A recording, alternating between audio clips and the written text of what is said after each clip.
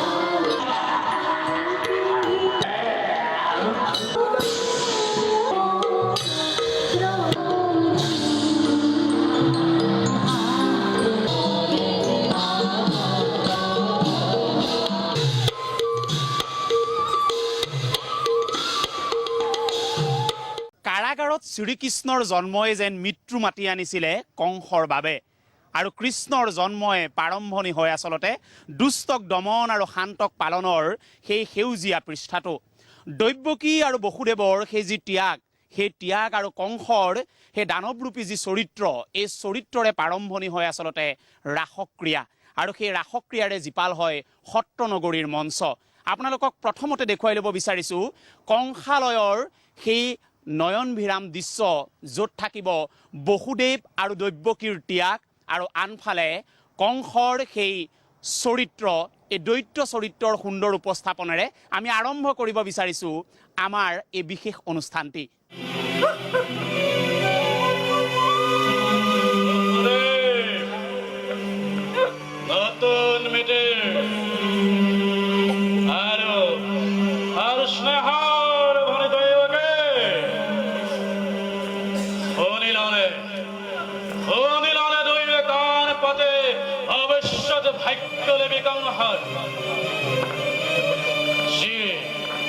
মিলন বান্ধনে বান্ধিছিল তোমার দুঃখ, সেই মিলনে আজি স্পষ্ট ভাবে করছে ঘোষণা, অচিরতে কংসর মারণ, অচিরতে কংসর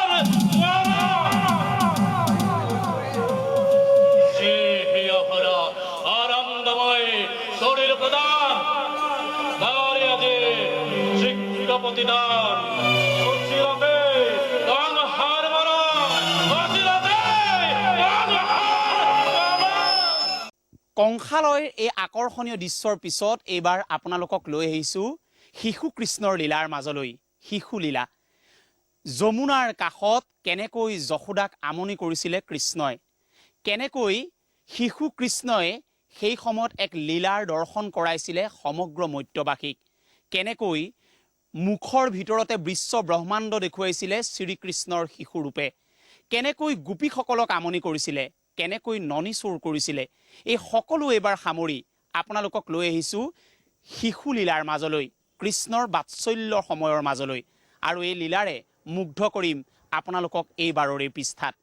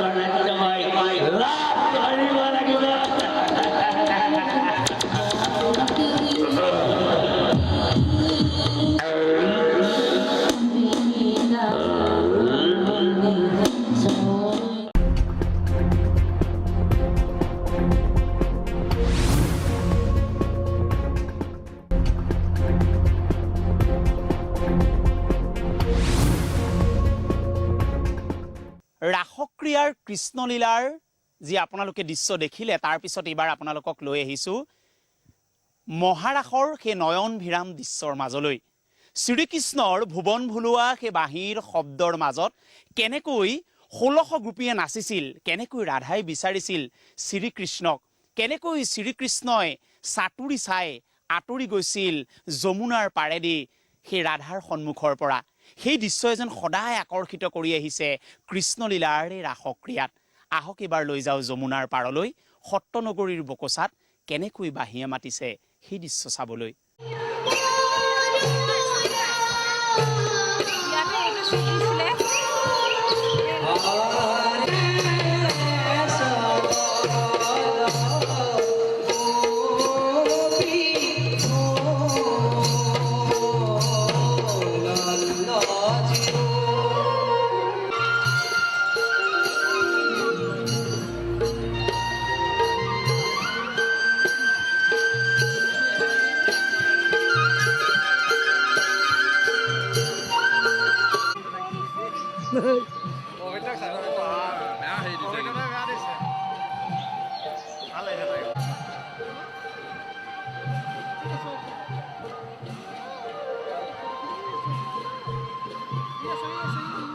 এই গোপীসকল, এই গোপীবিলাক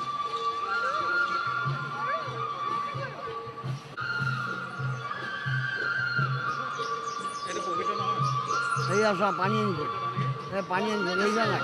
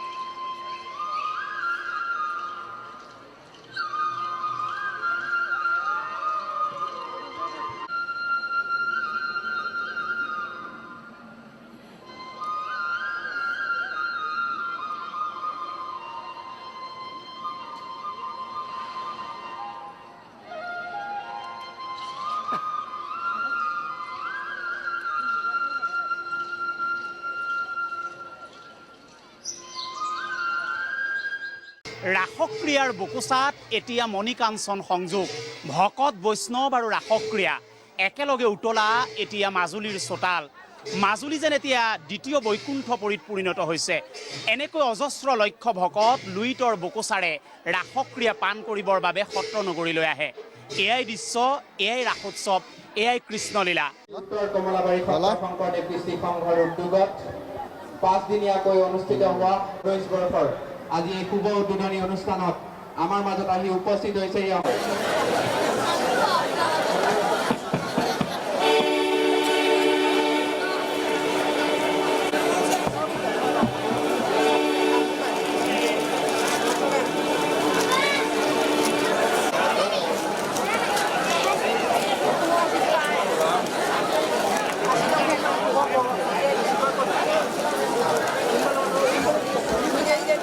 উদযাপন সমিতিৰ তৰফৰ পৰা অনুৰোধ জনালোঁ।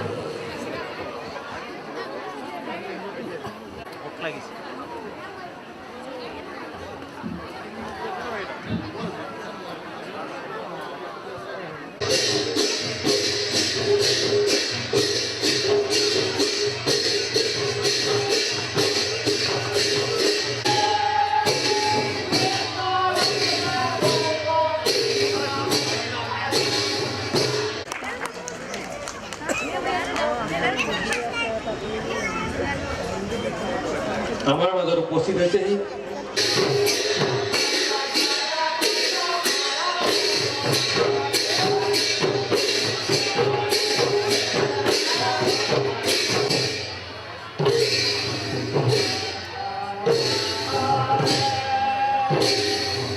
পৰিষদ নীল দলে ডাঙৰীয়া অধ্যক্ষ মহোদয়ক উদযাপন সমিতিৰ তৰফৰ পৰা সম্বৰ্ধনা জনাবলৈ অনুৰোধ জনাইছোঁ। কাৰ্যবাহী সদস্য নীল দলে সুভাষ দত্ত,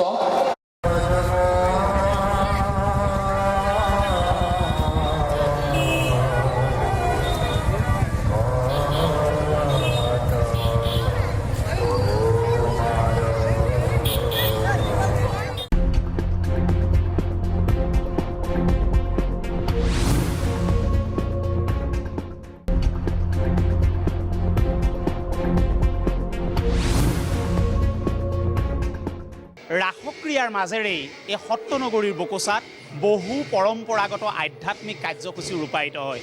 সেই কাৰ্যসূচীৰে সদায় মহিয়ান হৈ আহিছে এই সত্ৰনগৰীৰ বকোচা। আৰু এই কৰ্মসমূহ এই যি পূৰ্ণিমাৰ পোহৰ, এই পোহৰৰ মাজতে কৰা হয়। বহু আধ্যাত্মিক কৰ্মৰে জীপাল হয় এই ৩-৪ দিনীয়া এই যি মহোৎসৱ বা এই মহাৰাস, এই মহাৰাসৰ সময়কাল। আহক তেনে কিছু জীপাল সেউজীয়া পৰম্পৰা আমি চাব বিচাৰিম আমাৰ এই অনুষ্ঠানৰ মাজতে। বৃন্দাবন প্ৰভু ঈশ্বৰক লৈ এয়া আগমন হৈছে মূল স্থানৰ দিশে, এয়া আকৌ যাত্ৰা হৈছে। আমি এই আধ্যাত্মিকতাৰ তাত্ত্বিক কথা জানিবৰ বাবে যত্ন কৰিম, কিন্তু গোটেই পৰিৱেশটো এয়া এক পৰম্পৰা, এয়া এক ঐতিহ্য আৰু এক আধ্যাত্মিকতাৰ এটা পৰিৱেশ। এই পৰিৱেশে জীপাল কৰি আছে শ্ৰী শ্ৰী দক্ষিণপাট সত্ৰক, সদায় জীপাল কৰি আছে।